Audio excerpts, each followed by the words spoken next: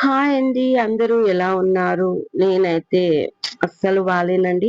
మిమ్మల్ని చాలా మిస్ అవుతున్నాను. అలాగే నా సీరియల్‌ని గూడా మీరు చాలా మిస్ అవుతారని నాకు తెలుసు. కానీ కొంచెం మైక్ ప్రాబ్లమ్, ఇంకా నా హెల్త్ ఇష్యూ.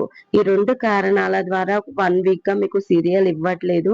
అలాగే మీరు చేసే కామెంట్స్‌కి కూడా నేను రిప్లై ఇవ్వలేదు. నన్ను తిట్టుకొని ఉంటారు. కానీ ఈ వారం రోజులు నేను కూడా ఎంత బాధపడ్డానో నాకు మాత్రమే తెలుసు. మీ కామెంట్స్ చూస్తూ నవ్వుకుంటున్నాను. కొన్నిసార్లు బాధపడుతున్నాను.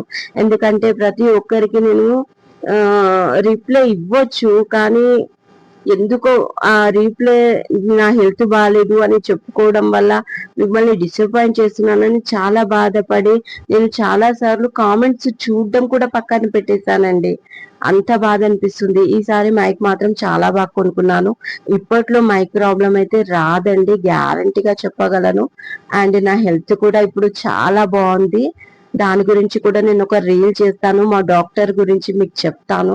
నాకు నా బాధ, నా సంతోషం అన్నీ మీతో షేర్ చేసుకోవాలని ఉంది. మీరు చూపించే సపోర్ట్ కూడా మరవలేందండి. నేను పోస్ట్ పెట్టాను 4 డేస్ బ్యాక్.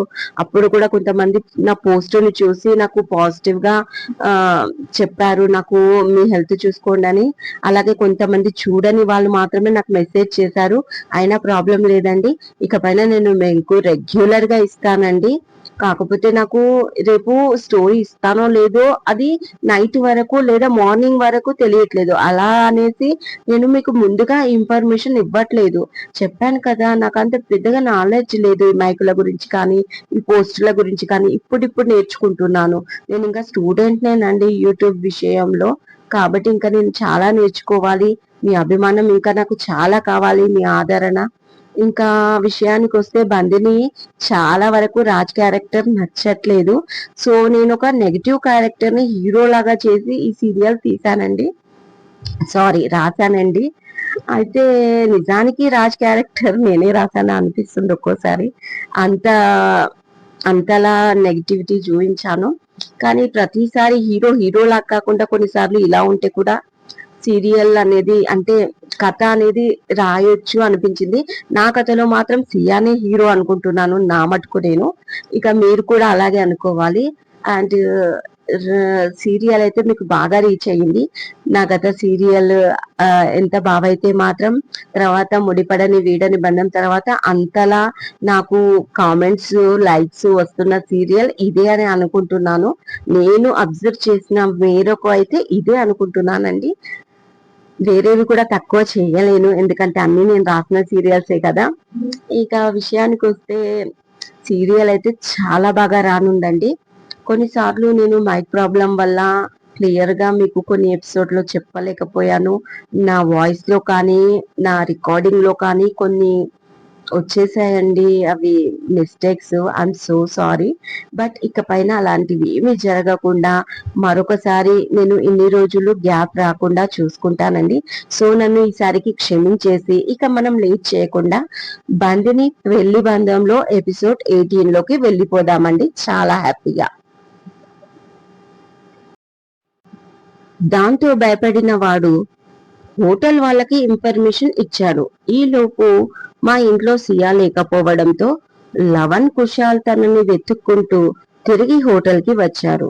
వచ్చేసరికి సియా పరిస్థితి ఘోరంగా ఉందని తెలుసుకొని హాస్పిటల్ కి తీసుకెళ్లారు. మాకు మధ్యరాత్రి తెలిసింది ఈ విషయం అని చెప్తుంది సాంబది క్రిస్టియానాకు. వాట్, ఇంత జరిగిందా?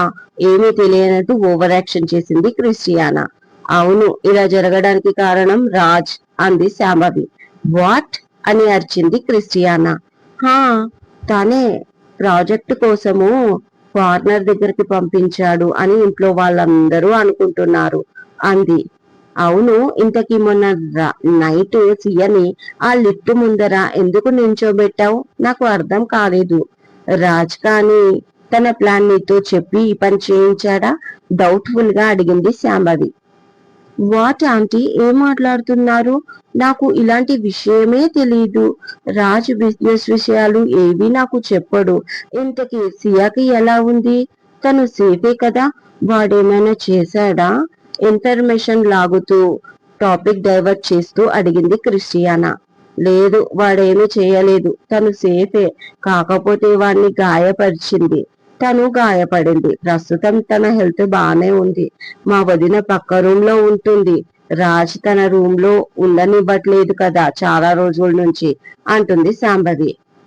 ఎందుకు అలా, ఎందుకు రాజ్ రూమ్ లో ఉండటం లేదు, అడుగుతుంది క్రిస్టియానా. నీకు తెలియదా అని అడిగింది శాంభవి. తెలిస్తే నిన్నెందుకు అడుగుతాను ఆంటీ, చెప్పాను కదా, రాజు ఏ విషయం నాకు చెప్పడు, అంది మరొకసారి క్రిస్టియానా. ఓకే ఓకే అంటూ ఆ రోజు జరిగింది కూడా వివరంగా చెప్తుంది శాంభవి. అది విన్న క్రిస్టియానా ఓకే అంటూ, మొత్తానికి నేను మంచి పని చేశాను, రాజ్ సియా మధ్య ఈ దూరం ఎప్పటికీ శాశ్వతం అని హ్యాపీ అయిపోతుంది మనసులో. ఇలా అనుకుంటూ ఓకే ఆంటీ, ఉంటాను, టేక్ కేర్ అంటూ కాల్ కట్ చేసింది క్రిస్టియానా. ఈ క్రిస్టియానా చేయకపోతే ఇంకెవరు చేసి ఉంటారబ్బా, ఆయనేమో రాజ్ అలాంటి వాడు కాదు అంటున్నాడు. మరి రాజ్ చేయక, క్రిస్టియానా చేయక సియాని వాడి దగ్గరికి పంపించిందెవరు? హా, అయినా ఎవరు పంపిస్తేనే, ఇద్దరి మధ్య దూరం పెరిగింది కదా, అది చాలు నాకు. ఇక వీళ్ళు విడిపోతే నా కూతుర్ని ఇంటి పెద్ద కోడలుగా చేయొచ్చు అనుకు హ్యాపీగా లోపలికి వెళ్ళిపోతుంది శాంభవి. రాజ్ సియా ఇద్దరి ఆలోచనలు. రాజ్ ఇన్నర్ లో ఇలా అనుకుంటున్నాడు. సియా నా గురించి ఏమనుకుంటుంది, నన్ను నమ్ముతుందా, లేక ఈ ఇన్సిడెంట్ వల్ల తన కళ్ళల్లో నేను ఒక దూషిగా మారిపోతానా? సియా ఇన్నర్ లో, ఇన్ని రోజులు ఎలాగైనా అతన్ని మార్చుకోవాలి అనుకున్నాను, కానీ అతని దృష్టిలో నా విలువ ఇది అనుకుంది. రాజు మనసులో, బయట నుంచి కాల్గల్ని నేను తెప్పిస్తే ఆ ప్లేస్ లోకి సియా ఎలా వెళ్ళింది? సియా మనసులో, అతను ఆ రోజు అన్నమాట నిజం చేశాడు, నన్ను నిజంగానే కాల్గల్ని చేసేశాడు. రాజు మనసులో, తనని మాటలతో చాలా బాధ పెట్టాను, కానీ నా అటెన్షన్ అది కాదని తనకు చెప్పాలి అనుకున్నాడు. సియా మనసులో, ఇన్ని రోజులు మాటలతోనే బాధ పెట్టాడు, కానీ ఇప్పుడు మానసికంగా కూడా బాధ పెట్టాడు అనుకుంది. రాజ్ మనసులో, తను అర్థం చేసుకునేలా నా తప్పు ఏమీ లేదని, వీలైతే నన్ను క్షమించమని అడగాలి అనుకున్నాడు. సియా మనసులో, తను నన్ను అర్థం చేసుకున్నది అటుంచి అట్లీస్ట్ ఒక మనిషిలాగా కూడా చూడలేదు, నిన్ను నేను ఎప్పటికీ క్షమించలేను రాజ్ అనుకుంది. రాజు మనసులో, నేను భార్యలాగా తనకి స్థానం ఇవ్వకపోవచ్చు, కానీ తను కోడలి స్థానంలో ఈ ఇంట్లో ఉంటే నాకేమీ ప్రాబ్లం లేదని ఆమెకు క్లియర్ గా చెప్పాలి అనుకున్నాడు. సియా మనసులో, ఫైనలీ నాకేం కావాలో నాకు తెలిసింది, నేను ఇక్కడ ఉండి కూడా వ్యర్థమే, ఇక వెళ్ళిపోవాల్సిందే తరువాయి అనుకుంది సియా. రాజ్ మనసులో, ఇక నేను వెళ్ళి క్షమాపణ అడగాలి, బట్ నేను చేయని తప్పుకి, కానీ తప్పదు కదా, ఎంతైనా తను కూడా బాగా బాధపడుతూ ఉంటుంది. అసలు ఇది ఎలా జరిగిందో తెలిసే వరకు, నా తప్పు లేదు అని తనకి అర్థమయ్యేలా చెప్పే వరకు ఆమె దృష్టిలో, అందరి దృష్టిలో కూడా నేనే తప్పుగా కనిపిస్తాను, అలాంటప్పుడు క్షమాపణ అడగాల్సిందే అని ఇలా ఆలోచిస్తూ ఉండగా ఫోన్ మోగుతుంది రాజ్ది. చూస్తే గ్రానీ అని ఉంటుంది. లిఫ్ట్ చేసి చెప్పు నాని అంటాడు. ఏం చెప్పాలి, మన సియాకి యాక్సిడెంట్ జరిగింది, నీకు తెలుసు కదా, కానీ ఇప్పటి వరకు నువ్వు వచ్చి చూసింది లేదు, అంది లక్ష్మి కోపంగా.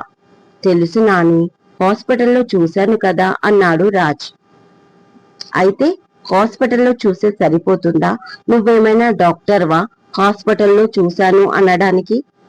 సియాకి ఇలా జరిగిందని వాళ్ళ అమ్మ వాళ్ళకి కూడా తెలీదు, వాళ్ళ అమ్మ హెల్త్ బాగలేదు కదా, అందుకే సంపత్ చెప్పొద్దు అన్నాడు. ఇక్కడ ఎంతమంది ఉన్నా తనకి నువ్వు ముఖ్యం, నువ్వే పక్క నుండి చూసుకోవాలి. చూడు నాన్న, ఏ అమ్మాయికైనా పెళ్లి కాకముందు తల్లిదండ్రులు, పెళ్లి జరిగాక భర్త. తన గాయాల వల్ల ఎంత బాధ కలిగినా నువ్వు మాత్రమే తనకి ఓదార్పు అవుతావు. నిన్ను చూసి ధైర్యంగా ఉంటుంది తనకి. నువ్వు వెంటనే బయలుదేరు, 4 రోజులు ఏ పని పెట్టుకోకు, తనతోనే ఉండు, సరేనా, అంది లక్ష్మి. ఆమె మాటలు వింటూ కాదనలేక, అలాగే నాని, ఇప్పుడే వస్తున్నాను, జస్ట్ 10 minutes అక్కడ ఉంటా అంటూ రాజ్ కాల్ కట్ చేశాడు. నానమ్మకు ఏ విషయం కూడా తెలియకూడదు అనుకుంటూ కార్ తీశాడు. అసలు ఆ రోజు ఏం జరిగిందో మరొకసారి గుర్తుకు చేసుకోసాగాడు. క్రిస్టియానాతో తను పైకి వెళ్లిపోయాడు. ఇక శాంభవి, సియా కిందికి వెళ్లిపోయారు. ఒక 10 మినిట్స్ తర్వాత క్లయింట్ కి అన్ని అరేంజ్మెంట్స్ అయిపోయాయి. ఇక అతనితో ఎలాంటి టెన్షన్ లేదు మనకు అని రిమా చెప్పడంతో మళ్ళీ పార్టీ జాయిన్ అయ్యాడు తను క్రిస్టియానాతో. సియా అతనికి దూరంగా కనిపించింది నానమ్మతో. ఆ తర్వాత డాన్స్ ఫ్లోర్ కి వెళ్లిపోయారు. అప్పుడు కూడా సియా తమని గమనిస్తుందా లేదా అని 2-3 సార్లు చూశాడు. తన ఫేస్ లో చేంజెస్ చూసి అతను హ్యాపీగా డ్రింక్ చేశాడు. ఆ తర్వాత క్రిస్టియానా తన ఫ్లాట్ కి వెళ్లిపోదామని ఫోర్స్ చేసేసరికి ఆమెతో కలిసి బయటపడ్డాడు. తాము కిందికి వచ్చి దాదాపు 1 అవర్ పార్టీలో స్పెండ్ చేస్తే అంతకు ముందే అన్ని అరేంజ్మెంట్స్ అయిపోయాయని రీమా చెప్తే మరి సియా ఎలా క్లయింట్ రూమ్ లోకి వెళ్ళింది? ఈ మధ్యలో ఏం జరిగింది? దీని గురించి ఎంక్వైరీ చేయించాలి. అప్పుడే ఒక క్లారిటీ వస్తుంది అనుకుంటూ మేనేజర్ కి కాల్ చేసి పార్టీకి ముందు ఆ తర్వాత హోటల్లో ఎక్కడెక్కడ ఏం జరిగిందో చిన్న పాయింట్ కూడా మిస్ అవ్వకుండా అన్ని డీటెయిల్స్ కావాలి అని ఆర్డర్ పాస్ చేసి ఆ ఇన్సిడెంట్ గురించి ఆలోచిస్తూ ఇంటికి చేరాడు రాజ్. తను ముందుగా తన రూమ్ కి వెళ్ళాడు. అప్పుడు సియా తన రూమ్ లో ఉండట్లేదని గుర్తుకొచ్చి శాంతి దగ్గరికి వచ్చాడు రాజ్. పిన్ని, వేరే సియా అంటూ. సియా ఉన్న రూమ్ చెప్పింది. వెళ్లి డోర్ నాక్ చేశాడు. కమిన్ అని వినిపించింది నీరసంగా ఉన్న సియా వాయిస్.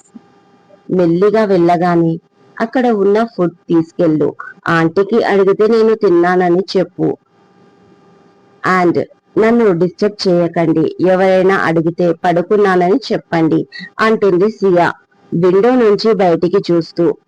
వచ్చింది మెయిడ్ అనుకుని అలా చెప్తుందని అర్థమైంది రాజ్కి. ఓకే సియా, ముందు ఫుడ్ తీసుకో, ఆ తర్వాత నిన్ను ఎవరూ డిస్టర్బ్ చెయ్యరు అన్నాడు రాజ్. అతని వాయిస్ వినగానే వెనక్కి తిరిగి కళ్ళు పెద్దవి చేసి చూసింది చాలా సూటిగా. ఫస్ట్ టైం తనని ఫేస్ చేయలేకపోతున్నాడు రాజ్. కానీ తప్పదు కదా, ఎక్స్ప్లెయిన్ ఇవ్వాలి, అది అతని బాధ్యత అనుకున్నాడు రాజ్. ఫుడ్ తీసుకుంటాను, కానీ అందులో పాయిజన్ ఉంటే అంది. అప్పటికే ఆమె కంట్లోంచి వాటర్ కారిపోతున్నాయి. అసలు ఏం జరిగిందో అర్థం కావడం లేదు. బట్ నిన్ను క్షమించామని అడగాలని మాత్రం నాకు తెలుసు అని మనసులో అనుకుంటూనే అసలు ఏం జరిగిందంటే అని రాజ్ అనగానే స్టాప్ ఇట్ అని అరిచి పక్కన టేబుల్ పై ఉన్న పేపర్స్ తీసి రాజ్ ఫేస్ పై విసిరేసింది సియా. షాక్ అయిపోయాడు. సెకండ్ తన కళ్ళ ముందుంది సియేనా అనుకున్నాడు. అంత కోపంగా చూస్తుంది రాజ్ ని. అసలు తనకి కోపం కూడా వస్తుందని ఫస్ట్ టైం చూస్తున్నాడు రాజ్.